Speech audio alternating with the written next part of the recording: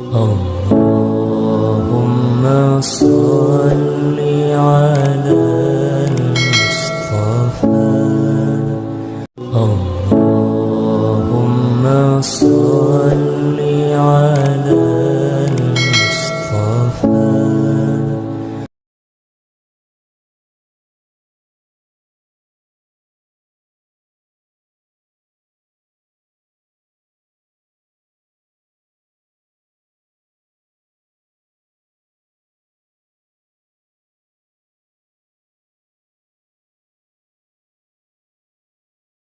Warahmatullahi wabarakatuh. Waalaikumsalam warahmatullahi wabarakatuh. Bismillah walhamdulillah wassalatu wassalamu ala rasulillah Sayyidina Muhammad ibn Abdillah wa ala alihi wa sahbihi wa man tabi'ahu wa wala. Subhanaka la ilma lana illa ma'allamtana innaka antal alimul hakim. La ilaha illallah wahdahu la syarika lah, lahul mulku wa lahul hamdu, yuhyi wa yumitu wa huwa ala kulli syai'in qadir. Hasbunallah wa ni'mal wakil, ni'mal maula wa ni'mal nasir, la haula wa la quwwata illa billahil aliyyil azim. Para orang tua kami, para guru, para hujjat, para sepuh yang sangat kami muliakan, mohon maaf yang sebesar-besarnya tidak mampu saya sebutkan namanya satu persatu, namun insya Allah tidak mengurangi rasa takzim dan hormat saya kepada beliau-beliau. Bahkan kita terus berdoa semoga para guru, para orang tua di lingkungan Masjid Al-Istiqomah ini senantiasa diberikan sehat dan berkah oleh Allah Subhanahu wa taala. Yang sama-sama kita hormati guru kita Mukarram Kiai Haji Hasan Syaifullah Al Mukarram Al-Ustaz Zakaria SNG Mukarram, guru kita Ustazah Hajah Mu'iyah, gak berubah sampai sekarang, awet muda panjang umur. Juga Mukarramah Ustazah Hajah Laila, kita doain terus nih beliau-beliau terus diberikan sehat dan panjang umur oleh Allah Subhanahu wa taala. Juga Ketua DKM Masjid Al-Istiqomah, rekan saya yaitu Bapak Muhi, Bapak RT, Bapak RW serta seluruh jamaah yang saya dua kali kaget siang hari ini, pagi ini. Yang pertama saya kaget ternyata lingkungan Masjid Al-Istiqomah subuhnya jamaahnya sebanyak ini. Mudah-mudahan tambah berkah. Yang kedua, yang paling mengherankan, sejak kapan orang kita jam segini dikasih jeruk? Saya benar-benar bingung ini. Belum pernah kan ya? Apa udah berubah sekarang orang gang manja? Sarapannya jeruk. Ya Allah. Ya karena udah di komplek ya. Jerambah udah jarang ya. Mudah-mudahan Bapak dan Ibu semua diberikan sehat dan panjang umur oleh Allah Subhanahu wa taala. Puji syukur kita panjatkan kehadiran Allah dan sholawat serta salam mudah-mudahan dilimpahkan kepada junjungan kita Nabi besar Muhammad sallallahu alaihi wasallam. Bapak Ibu sekalian yang sangat saya hormati, setelah mengucapkan rasa syukur kepada Allah, wajib bagi saya sebagaimana yang sering diingetin oleh guru saya, guru kita Mukarram Kiai Haji Sa'adi Al-Batawi, patutlah mengucapkan terima kasih kepada Bapak dan Ibu sekalian. Maka itu saya ucapkan jazakumullah ahsanal jaza, karena pagi ini saya mendapatkan kesempatan untuk bersilaturahmi. Walaupun memang agak tarik ulur, karena saya ketika Ustaz Jaka ini WA, saya langsung jawab insya Allah bisa. Padahal ini minggu atau pekan pertama. Pekan pertama itu jalur rutin saya di Masjid Nurul Mukminin. Ya, jadi barang nih. Makanya semalam ketika Ustazah Dede itu WA ke ipar dan ke istri, itu rada ada balas-balasan, bukan aja Jalurul Mu'minin. Ya karena memang karena ini pertama kali saya diberi kesempatan, kalau saya nggak hadir seumur hidup nggak diundang lagi. Makanya ini saya langsung iyain aja, pokoknya belakangan gampang dah gitu. Akhirnya di Jalurul Mu'minin saya suruh bantu saya untuk mengisi kajian, ya. Ya akhirnya saya bisa sampai ke tempat ini. Mudah-mudahan silaturahmi ini membawa keberkahan. Yang ketiga, temanya juga baru saya dapat tadi jam setengah dua saya baru bangun. Terus istri saya ngasih WA ini dari Ustazah Dede, katanya saya lihat keren juga pakai player di sini ya kalau undangan pengajian ya. Pakai foto lagi. Nah, akhirnya gara-gara foto, ya mau nggak mau saya pakai rompi karena di fotonya ada rompi. Biasanya kalau kajian subuh saya pakai peci aja, udah gamis. Cuma takutnya sampai sini dicocokin di foto beda, ditolak repot lagi saya. Akhirnya saya pakai rompi, saya pakai imamah, jadi kayaknya resmi banget ini. Untung pin Garudanya saya nggak pakai lah. Maka itu tema kita pagi ini yang saya baca itu keberkahan di waktu subuh. Ya, fotokopi yang semalam di Adhan saya simpan, karena itu fotokopi materi buat hari ini. Judulnya nggak ada kaitan sama ini. Keberkahan di waktu subuh. Dah kita baca Fatihah aja, mudah-mudahan Allah berikan kita ilmu yang manfaat. Juga orang tua kita yang udah pada meninggal, guru-guru kita, ya kebayang kalau tadi saya sampai sini masjid masih sepi, saya flashback ke belakang dulu sebelum azan subuh itu kayaknya setengah jam udah rame. Ya rame di musola, di masjid.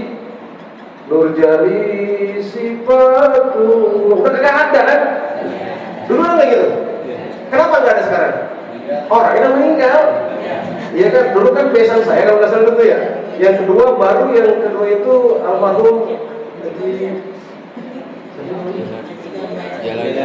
Jangan kocil, Jelani, kocil baik. Ya kan, jadi sebelum subuh orang nggak pernah denger tuh. Sebelum azan tuh udah Nurjali sifatu, mau ke Sunda-Sundaan gitu kan. Kadang-kadang saya juga kok sebenarnya apaan sih berisik banget ini, ya. Nah, tentunya di waktu subuh ini, ya kita tentunya berharap Allah berikan ya ilmu yang manfaat. Mereka yang udah pada meninggal, jasanya untuk masjid Al-Istiqomah ini, mudah-mudahan alam kuburnya Allah terangi, Allah jadikan taman-taman surganya Allah Subhanahu wa taala. Ala hadhihi niyyah wa ala kulli niyatin shalihah wa ila hadratin nabiyil Mustafa Muhammad Rasulullah sallallahu alaihi wasallam. Al-Fatihah. A'udzu billahi minasyaitonir rajim. Bismillahirrahmanirrahim. Alhamdulillahirabbil alamin. Arrahmanir rahim. Maliki yaumiddin. Iyyaka na'budu wa iyyaka nasta'in. Ihdinas siratal mustaqim. Siratal ladzina an'amta 'alaihim ghairil maghdubi 'alaihim waladdallin. Rabbil ighfirli wa li walidayya amin. Bapak Ibu sekalian yang saya hormati, keberkahan di waktu subuh. Apa sih yang namanya berkah?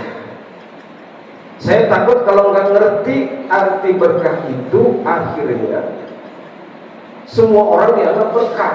Rumahnya dulu ngontrak, sekarang punya sendiri, naik 2 lantai, tambah 3 lantai, itu berkah. Dulu office boy, naik jadi karyawan, naik lagi jadi advisor dan terusnya, itu dianggap berkah. Dulu jalan kaki, lama-lama naik sepeda, ganti motor, ganti mobil, itu disebut berkah. Apa begitu? Yang kedua, yang punya berkah itu siapa? Khawatir salah mengerti, nyari keberkahan salah tempat. Yang ketiga, siapa sih orang yang udah dikasih berkah agar kita ini bisa nyontoh? Ya, kayaknya panjang banget kalau begini, itu udah 3. Kapan bersamanya kalau bicara. Ya. Yang pertama, berkah itu apa? Berkah itu ziyadatul khair. Berkah itu bertambahnya kebaikan. Makin lama makin baik, makin banyak yang menikmati kebaikannya. Makin lama hidupnya, makin tua umurnya, itu makin baik perbuatannya. Jadi berkah itu adalah ziyadatul khair, bertambahnya kebaikan. Itu satu. Singkat-singkat aja. Berkah itu bertambahnya kebaikan. Yang kedua, siapa sih yang punya keberkahan? Ke keramat biar berkah, ke habib biar berkah, ke kiai biar berkah. Emang yang punya keberkahan siapa? Yang punya keberkahan itu barusan kita baca di tahiyat akhir. At-tahiyatul mubarakatun sholawatun thayyibatun lillah. Terus assalamu alaika ayyuhan nabiyyu wa rahmatullahi wa barakatuh. Assalamu alaina wa ala ibadillahi sholihin. Ini yang pertama. Yang punya berkah itu tadi jelas banget tuh. At-tahiyatul mubarakah. Mubarakah itu artinya keberkahan. Yang punya keberkahan itu kita sebut di ujungnya lillah. Itu enggak tadi? At-tahiyatul mubarakah garis bawah ini. At-tahiyatul mubarakatus sholawatut thayyibatun. Punya siapa? Punya Allah. Jadi siapa saja yang pengen keberkahan gak bisa cari keberkahan kecuali kepada sang pemiliknya. Siapa pemilik keberkahan? Adalah Allah. Siapa aja dah mau mencari dimanapun kagak bakal bisa, karena yang punya berkah itu adalah Allah. Maka Allah yang Maha Sayang, keberkahan itu dikasih dulu nih, biar orang tahu siapa yang udah dikasih keberkahan oleh Allah. Kita juga baca. Apa lanjutan tadi? Assalamu alaika ayyuhan nabi wa rahmatullah wa barakatuh. Jadi ternyata Allah langsung yang mengatakan bahwa engkau wahai Nabi Muhammad, aku berikan rahmat, aku berikan sholawat, aku berikan keberkahan. Orang pertama yang udah pasti diberikan keberkahan yaitu Nabi Muhammad Sallallahu Alaihi Wasallam. Jadi jelas nih Bapak Ibu, saya dapat penjelasan gini dari Pak Kiai Sadi. Kalau enggak, repot saya jelasinnya. Mau kemana? Ke Sunan Gunung Jati. Mau ngapain? Nyari keberkahan. Enggak salah, tapi awas, bisa salah gitu. Enggak semua orang kesana itu salah, tapi bisa salah kalau nanti enggak mengerti siapa yang punya keberkahan, siapa orang yang dikasih keberkahan. Karena kalau sudah paham Allah punya keberkahan, dikasih kepada Nabi Muhammad, Sunan Gunung Jati ngikutin. Maka Sunan Jati itu mendapatkan keberkahan. Sunan Gunung Jati juga nggak mau diem. Disampaikan itu ditulis di masjidnya, ingsun titip tajuk lan fakir miskin. Oh ini loh, yang bikin Sunan Gunung Jati berkah adalah ajaran Allah. Karena Allah yang mengatakan ara'aital ladzi yukadzibu biddin fadzalika alladzi yad'u. Wih, keren banget Masjid Istiqomah. Lampu gantung saya ke kiai tadi sampai 2 begini. Masya Allah. Banyak masjid yang belum punya lampu kristal. Istiqomah punya 2. Dengan Ustaz Jaka kayaknya tambahin lagi tengah biar 3. Amin, berkah tadi ya. Mbak, Ibu kebayang gak sih Masjid Istiqomah jadi kayak gini? Ingat nggak dulu kayak apa? Kecil, pintunya mau banyak. Kiri mau saja rela, depan ya kan jalanan, kiri ada lagi. Ingat nggak tempat dulunya kayak apa? Betah nggak lama-lama di tempat dulu yang dulu? Ingat nggak toiletnya apa? Toiletnya yang dulu itu atapnya tinggi karena kosong nggak ada plafonnya, ya kan? Itu kalau yang namanya kencing kagak tenang karena slotnya kagak ada, jadi didorong bisa. Sekarang kayak apa? Masya Allah, ini namanya keberkahan. Nah itu, jadi yang sudah dikasih keberkahan adalah Nabi Muhammad Sallallahu Alaihi Wasallam. Maka sekarang nih kita mau jadi berkah di waktu subuh. Berkah di waktu subuh itu yang bagaimana?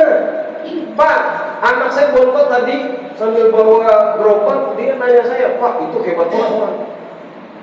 Pagi-pagi belum subuh udah lari. Saya jawab, berkah itu namanya. Itu berkah. Itu udah pada buka warung, berkah itu. Dia nanya sih, kalau nanya saya jelasin, mau menyetir baik, ya. Kira-kira kalau lari sampai jam 7 subuh lewat nggak? Lari pagi sebelum azan, pulang udah jam 7, sholat nggak kira-kira? Belum tentu, jelek banget sih, bisa jadi dimampir.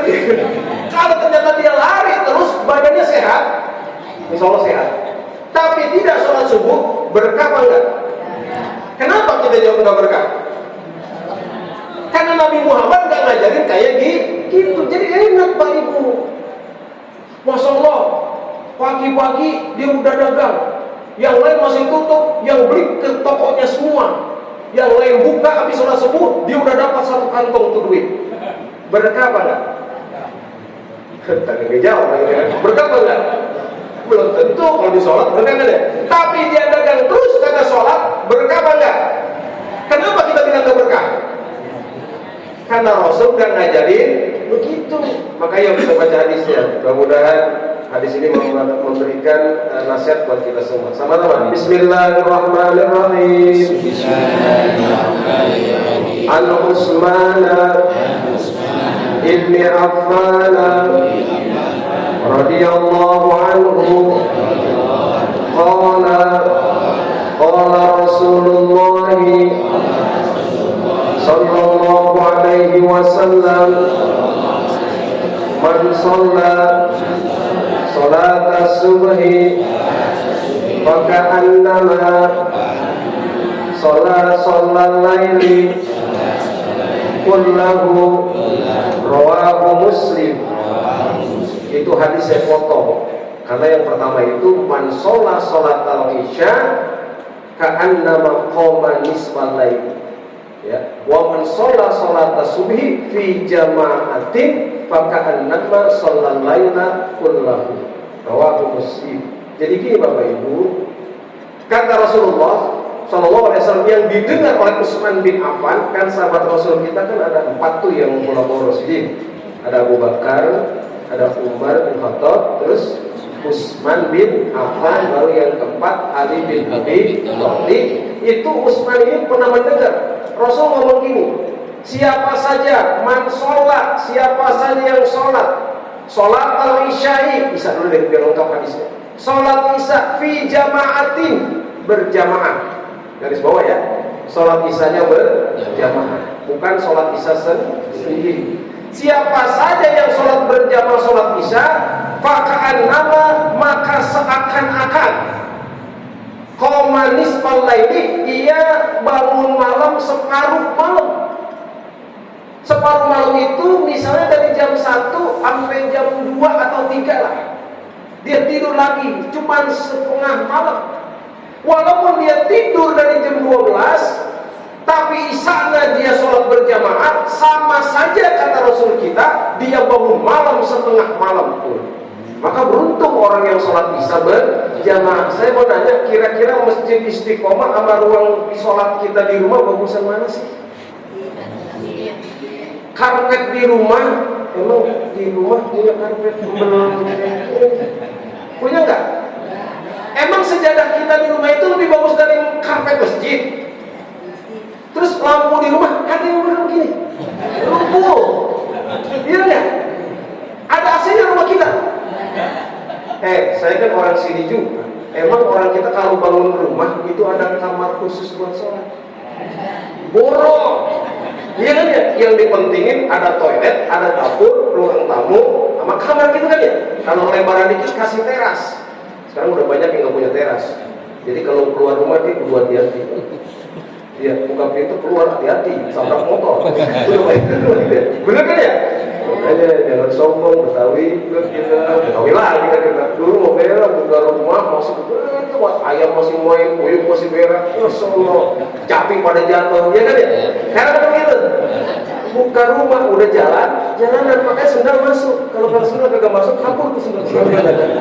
Ini, nah rumah kita itu jauh, bagusan sholat masjid kita. Kalau kita sholat cuma di rumah, dapatnya berapa? Ya kan? Tapi kalau sholat isya berjamaah dapat 27 kali derajat. Bahkan kata Rasul kita, ntar malam dia tidur, tapi sama juga dia qiyamul lail setengah malam. Ada yang kuat 2 jam, sholat malam 2 jam. 2 jam kan ya. Masjidnya boleh gede, 2 lantai lagi sekarang. Karpetnya tebal, mimbarnya lebar, ustadznya keren-keren. Masya Allah. Tetap aja saya dengar sholat tarawihnya ngebut. Ya kan?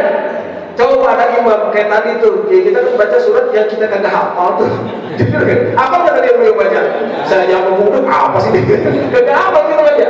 Coba nanti sholat tarawih pakai sholat imamnya pakai surat tadi tuh. Kira-kira besok dipakai lagi nggak?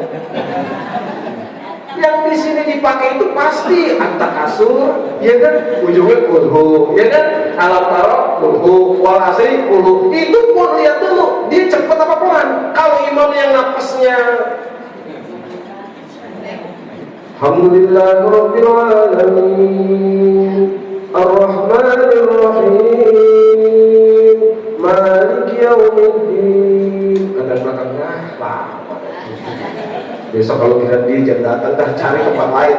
Ya, ini ya kemarin kan tadi siapa yang sholat isya berjamaah, yuk jamaah, jangan sholat sendiri. Lebih enak di sini, ada AC-nya, ruangannya bagus, jalannya. Sholat di rumah, jalannya kemana? Dari tempat wudhu ke, ya tergantung, kadang di ruang tamu, ya kan, kadang di kamar, kadang di dekat dapur, kan sholat macam-macam kita kalau di rumah. Berapa langkahnya? Tapi kalau ke masjid, 1 langkah, 2 langkah, 1 langkah menggugurkan dosa, langkah kedua mengangkat derajat, langkah ketiga dosanya gugur lagi, langkah 3 derajat naik lagi, sampai di masjid udah berapa langkah coba kira-kira? Maka Ustazah Lela itu paling rugi dia, rumahnya paling dekat, betul kan? Kalau Bang Ipul jauh banget, makanya jarang kelihatan. Salah ngomong, tuh Bang Ipul nggak marah ya. Itu bener kan? Yo ini ya, jadi sholat isya itu sama juga bangun malam separuh malam. Nah yang sekarang ini, wa man sholat subhi faka'annama sholat laila kullahu. Siapa yang sholat subuh di jamaatin, dia berjamaah, sama juga dia bangun malam semalam suntuk dari jam 12 sampai subuh. Ada kira-kira yang kuat sampai subuh bangun dari jam 12 malam. Di Arinda saya lihat ada di Arinda tuh di gerbang yang ada jaga poros itu. Apa ada tuh? Kuat dia, bener. Terus belok dikit itu ada tuh yang di meja rame mulu sampai pagi. Yang ketawa paham dia ketawa dia, yang ketawa paham dia. Saya kalau lihat, oh bener ya, pantas ada semboyan ya, apa namanya, yang rame lampu. Yang namanya lampu, surau jadi sepi. Itu di Padang. Ada orang Padang nggak? Aku dimarahin.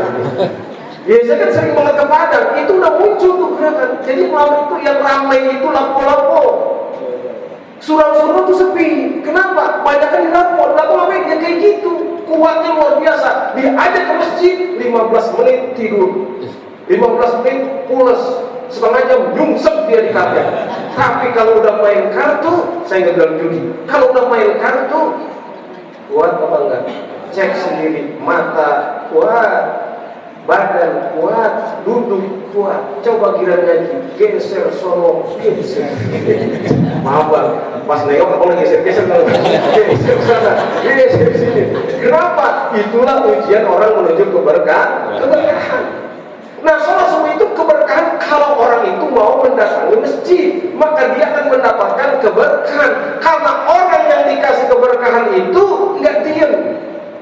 Nabi kita Muhammad SAW ketika Allah katakan Assalamu alayka ayyuhan nabi wa rahmatullah wa barakatuh. Wahai Nabi Muhammad, engkau kekasihku, engkau utusanku, keselamatan, keberkahan aku limpahkan kepada engkau. Orang kalau diangkat, ini kita nih diangkat, dikasih jabatan, dikasih penghargaan. Kira-kira yang kita ingat diri kita apa ingat sama orang lain?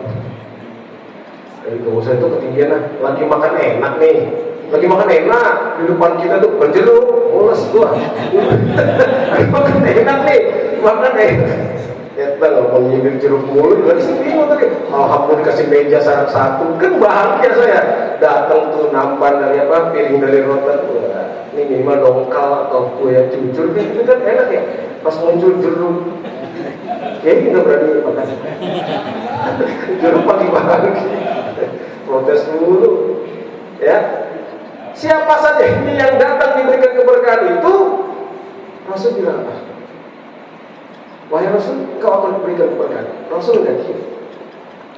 Tapi Rasul mengatakan, Assalamualaikum wa ala ibadillahi. Ya Allah, ketika Engkau berikan keselamatan, keberkahan kepada saya, jangan cuma buat saya ya Allah. Assalamualaikum buat kami, wala ibadillahi sholihin, kena tuh yang di masjid ini Istiqomah kena. Yang perempuan, yang laki-laki semua kena. Kenapa kena? Yang minta Rasul. Mintanya ketika diberikan penghargaan. Emang ada orang diangkat jadi pegawai, dia naikin jabatan itu ingat sama temennya. Bohong. Kalau susah ingat temen. Coba orang yang habis gusuran, cek aja sendiri. Udah banget kalau ngomong gini nih. Orang habis gusuran tuh, rumahnya rapat mulu. Masya Allah, habis gusuran rumahnya rapat mulu. Teman datang sepi. Iya kan? Coba lagi susah, nabrak mulu tuh pintu. Kemana aja nanya orang. Gimana bang? Sehat bang? Lagi gak punya duit begitu. Giliran punya duit. Nah itu banyaknya orang. Tapi Rasul kita nggak begitu. Diberikan penghargaan oleh Allah, dia ingat kita. Maka betul, umat lain dia hanya oleh nabinya. Tapi umat Rasul sepanjang zaman, kapanpun dia hidup, dia mengucapkan la ilaha illallah Muhammadur Rasulullah. Insya Allah rahmat tetap Allah berikan kepadanya. Amin. Maka kan saya pernah ketemu abang ya di bakti di akidah ya, ya di akidah. Keren kan ketemu teman di akidah, saya samperin tadi cuma ngeliatnya doang biasa aja, ngeliat aja, saya dua negor, ya bang, biasa begitu. Kalau kan kata Rasul yang lebih baik itu yang dua negor, ya. Ada orang kaya sama orang miskin, yang negor dulu nggak? Itu pasrah. Orang naik motor, satu jalan kaki, yang negor dulu yang mana? Jalan kaki. Padahal perintah Rasul yang mana dulu harusnya? Ucapin salam itu ada aturannya. Yang naik kendaraan ketemu yang lagi jalan, itu yang punya kendaraan. Assalamualaikum. Sehingga ada secara psikologi orang lagi jalan kaki ditegur sama yang naik motor, kira-kira seneng apa enggak? Coba kalau yang jalan kaki negur yang pakai motor, yang pakai motor ngomong apa? Artinya ngomong apa artinya? Ya mau numpang. Ya kan? Ya mau numpang ya. Maka yang jalan kaki itu bukan yang pertama negur, yang negur itu yang naik kendaraan. Apalagi kalau naik mobil, itu kaca harus sering buka, kaca ribet, kaca film yang 90%. Masya Allah, kagak kelihatan kan? Kagak mau dibuka, ya Allah. Jalan depan orang pada duduk, turun baik, tau-tau kena paku tuh. Baru turun. Pas turun kita kadang yang pada duduk ngomong apa yang lagi duduk? Ngomong apa? Sayang tuh kan gitu ya. Jadi ada aturannya Pak gitu. Nah Rasul kita tuh mengajarkan begitu. Ketika beliau ini mendapatkan anugerah, dia ingat tuh para sahabat yang lain. Sahabat apa itu? Ketika saya ketemu abang kan saya nanya duluan. Waduh sehat tak? Alhamdulillah sehat, keren. Orang Gang Madu mainnya di akidah sekarang. Keren. Kenapa? Iya saya sakit kemarin. Kenapa? Asam urat. Orang asam urat orang kaya kan? Orang miskin jarang kena asam urat. Orang kaya ya. Karena banyak daging, ya kan? Makannya daging, ya kan? Kolesterol, gitu kan? Tapi alhamdulillah katanya apa?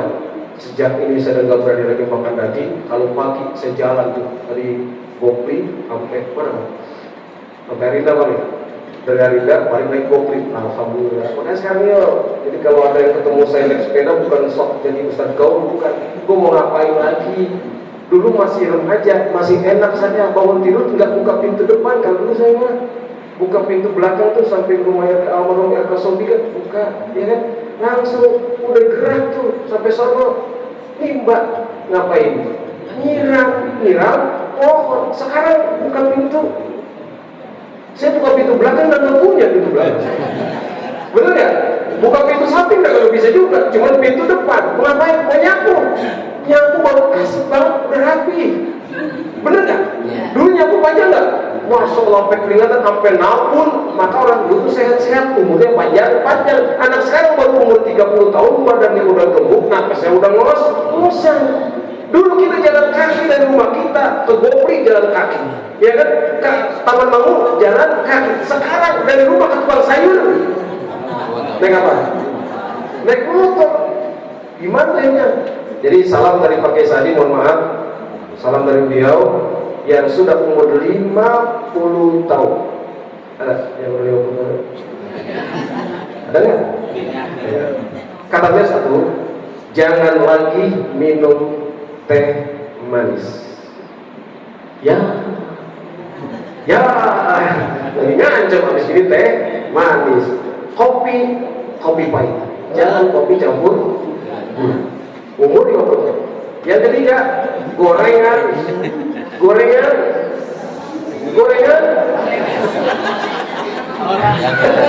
Lanjutin. Gorengan sekurang-kurangnya kurangi. Banyakin kata beliau makan buah.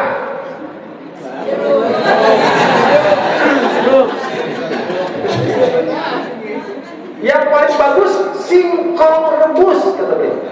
Singkong rebus makan. Kalau orang udah makan singkong rebus, maka dia akan cukup tidak dehidrasi. Karena dia kalau makan singkong rebus pasti tenggorokannya seret, pasti minumnya air. Awas yang teh manis lagi, aku lagi urusan. Air putih kata beliau. Banyakin singkong, air putih. Ya, kalau udah jam 9 malam berhenti tuh makan makanan lain. Kalau pengen juga pisang, semangka tuh kata beliau. Makanya orang kampung kita kan kalau buka kulkas jarang banget ada buah, ya kan? Karena bukan jadi kebiasaan. Paling buah kalau lagi musim maulid itu buah kan. Ini banyak ini. Jadi umur 50 ke atas saya berkenal nih. Dan 50 tahun ke atas saya. Maka itu harus saya tanya istri saya, teh manis saya hindari. Kata istri saya, alhamdulillah. Gula hebat. Ya, banyakin teh tawar, yang penting air putih dan gerak kalau bisa. Itu olahraga yang gampang aja, jalan aja. Kalau umur 50 tahun ke atas jangan ngotot bulu tangkis. Lu menutup bulu tangkis, lawannya umur 30. Gengsi kalah, akhirnya apa? Banyak lagi yang bulu tangkis selesai. Karena dia nggak kuat kontrol. Yang bagus itu bukan lari, jogging jalan-jalan. Atau yang terbaik, dokter sudah banyak, maka kiai sering kita temukan itu naik sepeda. Naik sepeda, kemarin saya ketemu tuh, saya lagi jalan ketemu, saya susul tuh. Ya kan saya masih kukutan dari dia. Assalamualaikum, sengaja mau buat dia. Assalamualaikum, dia lagi ngos-ngosan. Oh Ustaz, kemana? Kok balik? Iya, lagi kurang sehat saya. Enggak ada orangnya, Bang Kuntum. Enggak ada orangnya. Saya lagi kurang sehat. Nah, ada sengaja. Saya ada turunan, pas tanjakan, saya susul. Gila. Yo bang duluan, cek keren. Sampai saya berhenti kan, so capek. Terus sepeda lebih baik. Kenapa sepeda lebih baik? Karena bang lagi sore ya. Kalau sore mana dia? Tadi ada di samping saya ini kalau sore ya. Dia kan biasa naik sepeda dulu. Orang-orang tua dulu kenapa pada sehat? Dia naik sepeda, olahraga, banyak gerak, bukan naik sepeda sok-sokan. Karena naik sepeda lebih hebat lagi. Di belakang ditaruhin bayam, kampung sampai Bintaro dia gue kan, bener nggak? Sehat nggak? Sehat. Kenapa kita sekarang banyak yang sakit?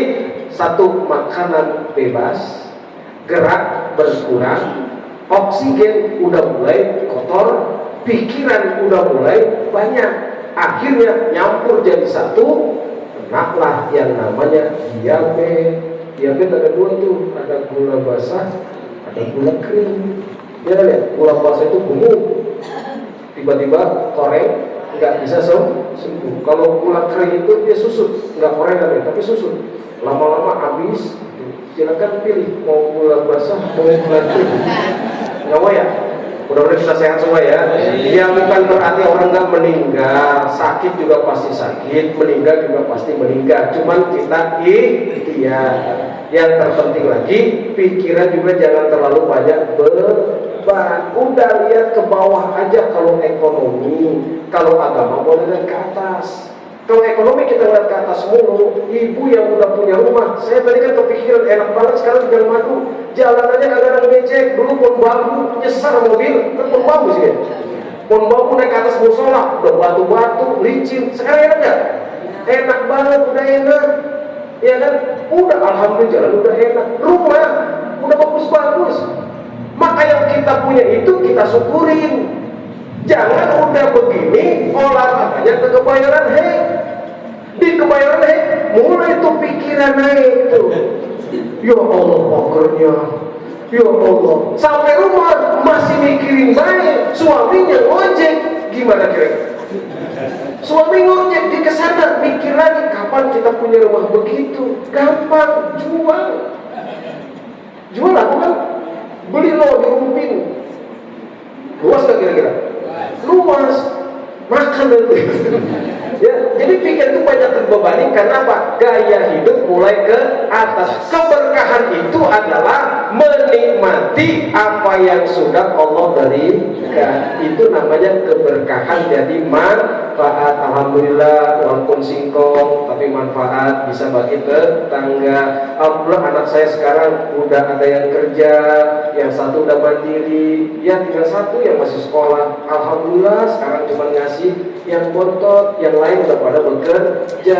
Alhamdulillah sekarang ya kemana-mana udah enak. Kalau bersyukur hati kita jadi tenang, jadilah keberkahan. Ya, jam 6 kurang seperempat. Ada yang jawab? Kalau langsung.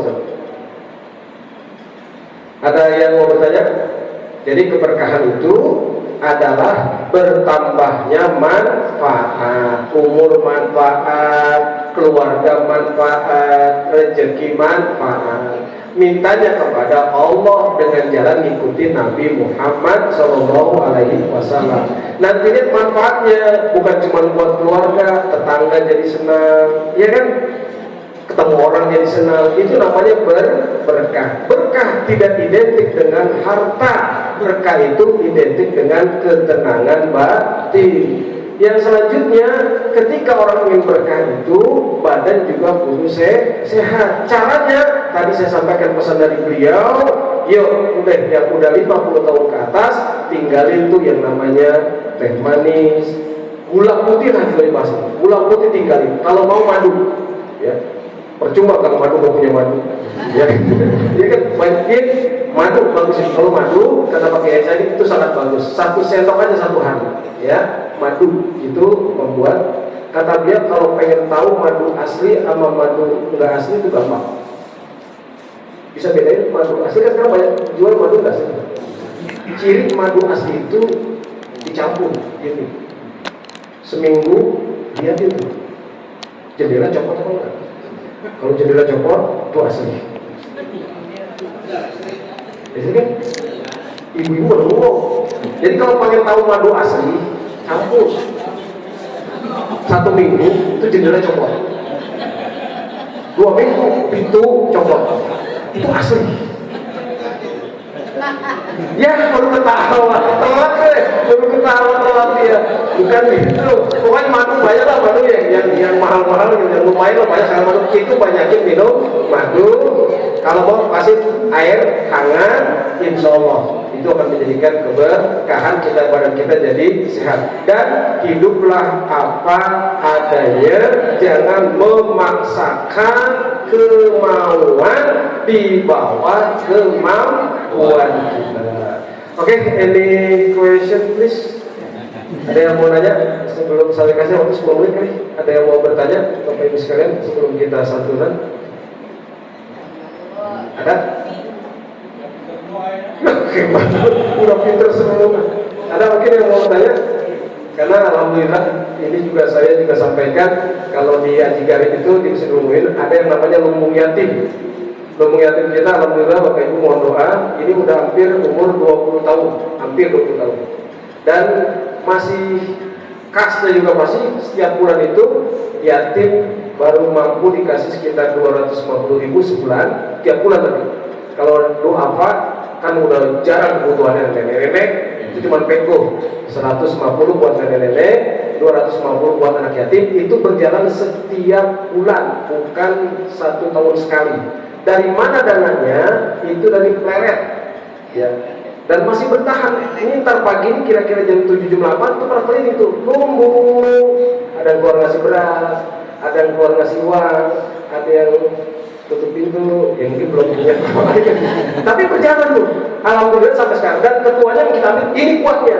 Jadi ketua itu kita ambil yang mampu. Ketuanya Dr. Herman, Dekan Fakultas Hukum Universitas di Veteran di Pondok Labu, ya. Bendaharanya yang punya Malina, aman itu. Bendahara yang punya Malina, bakal banyakkan duit dia kan. Kalau bendaharanya saya, ada yang salah. Saya tanya, sekiranya saya diangkat jadi bendahara emang salah? Itu nggak ketawa? Kagak yakin sama saya? Saya juga ngaku. Lah, kan bisa jadi kan? Saya megang uang, kalau sekarang alhamdulillah itu yang tidak bergerak aja, tapi tidak disentuh karena memang aman, itu sekitar 300 juta. Itu kalau saya pegang, ya lah bohong, tapi ngomong gitu. Dia pegang, pakai gelang buat di sepeda kan ya, aman, aja pak, kacau. Makanya kuatnya organisasi ketika orang yang dipegang itu bukan hanya amanah, tapi juga dia punya kemampuan. Doain mudah-mudahan Lombok Yatim bisa istiqomah. Seperti sekarang ini juga ada santunan anak yatim. Ini kedengaran ya betul. Boleh bebas nanya apa aja. Bang Dedi mau nanya? yang jadi nasi uduk siapa dulu? Ada yang nanya? Sebelum kita santunan, Bapak Ibu bebas saja.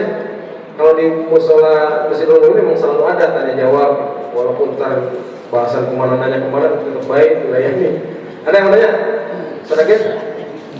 Ya, Ibu? Enggak? Hah? Idem aja. Jadi memang belum biasa tanya jawab ya. Memang itu adab paling baik, jangan pernah nanya guru, ikutin aja. Itu adab paling baik. Dari dulu tuh saya tahu begitu tuh. Pokoknya kalau guru ikutin aja, jangan pernah nanya kurang aja loh.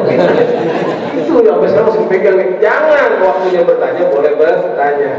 Malu bertanya, malu bertanya sesat di jalan. Ya. Berarti ibu suruh nanya, saya tambahin dikit ya. Tolong Bu ya, saya tambahin dikit ya. Tolong Bu, hati-hati. Dosa kaum ibu, mohon maaf, itu banyak di Dubai. Paling banyak utang itu ibu. Serius? Apa itu?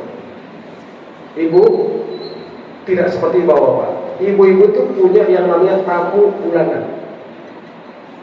Ya, tamu bulanan itu kan rutin.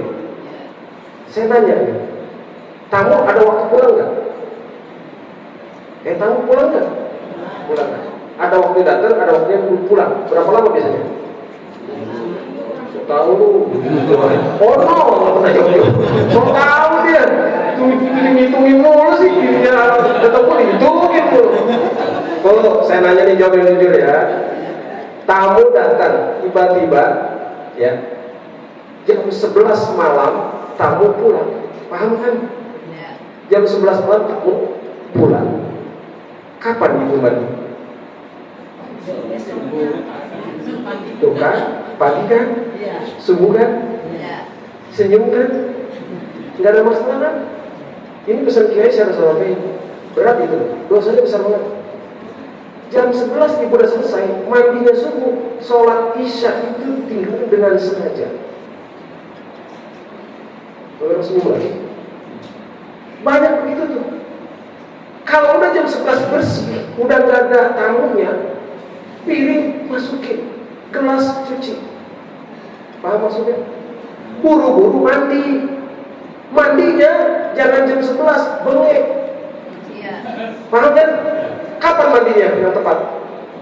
Kasih waktu antara subuh sama mandi masih keburu sholat isya. Kalau subuh 4:30, jam 4 mandi. Habis mandi sholat isya, beres.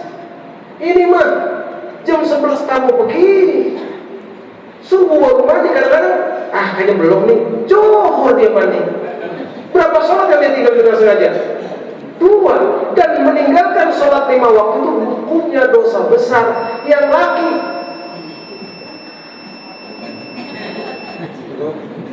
gembel di sini ya. Waduh kan? Ya dikit lagi dah, bel lagi tanggung.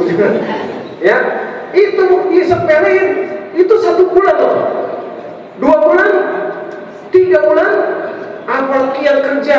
Masya Allah, saya sampai di Senayan banyak protes. Karyawan Senayan itu banyak loh yang tamunya itu pulang jam 9, jam 10, jam 11 siang. Mandiri coba lihat. Pasti ntar pas pulang sampai rumah dia baru mandi. Zuhur, asar, bisa maghrib. Kenapa itu? Hilang begitu. Dan itu nggak ada toleransi. Dia tetap wajib sholat zuhur karena udah selesai sebelum zuhur. Maka kalau begini, perempuan itu dosanya banyak banget karena ninggalin sholat dengan sengaja. Berapa umur ibu sekarang? Berapa banyak orang model kayak gitu dari muda? Tapi jangan kecil hati. Ada masalah, ada solusi. Gimana caranya? Sholat kodok banyakin. Ya, kalau laki-laki mah nggak pernah ninggalin sholat. Nah, emang pernah nggak ada. Aman semua lah. Dia mau laki-laki mah zuhur di masjid, asar di masjid, karena nih sholat. Ibu tolong Bu ya, sarannya sholat kodok. Habis zuhur, sholat bangun lagi. Niat usolli fardhu zuhri. Dengerin itu Bu. Mau pakai nggak? Awas loh, dosa yang pertama itu nanti masalah pertama dihisab tuh sholat tuh. Iya kan? Kalau sholatnya udah berantakan, habis yang lain. Maka sholat ini tolong, ini kan masih banyak nih, mungkin baru dengar kalimat ini. Lupa iya ya, dulu banyak begitu ngulur-ngulur mandi. Itu sebenarnya udah dosa ninggalin sholat dengan sengaja. Niat tadi usolli pada zuhri arba'a raka'atin mustaqbilal kiblati qodoan. Tapi ingat, ulama berbeda pendapat. Ada yang mengatakan enggak, ada yang mengatakan iya. Yang mengatakan iya, sholat memang ya tidak ada kodok dari hadisnya.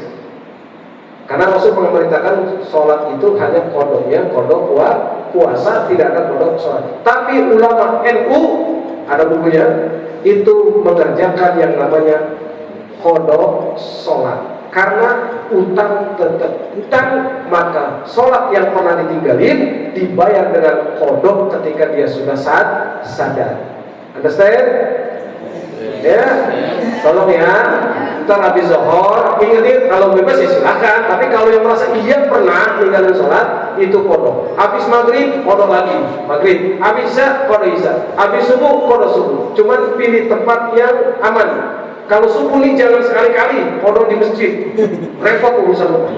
Habis sholat subuh tiba-tiba bangun lagi, orang bilang nggak ada dia subuh, jadi di rumah, jangan mengundang fitnah. Baik, ini saja, mudah-mudahan Allah berikan keberkahan kita, mudah-mudahan terus istiqomah menjalani kehidupan kita dengan abadi dengan ajaran Nabi kita Muhammad SAW, karena satu ketika kita semua bakal meninggal dunia. Kita mohon meninggal kita husnul khatimah. Al-Fatihah. A'udzubillahi minasyaitonir rajim. Bismillahirrahmanirrahim. Alhamdulillahirabbil alamin. Arrahmanir rahim. Maliki yaumiddin. Iyyaka na'budu wa iyyaka nasta'in. Ihdinas siratal mustaqim. Siratal ladzina an'amta 'alaihim ghairil maghdubi 'alaihim waladdallin. Rabbighfirli wa liwalidayya amin. Terima kasih dan mohon maaf. Bila taufik wal hidayah. Assalamualaikum warahmatullahi wabarakatuh. Alhamdulillah.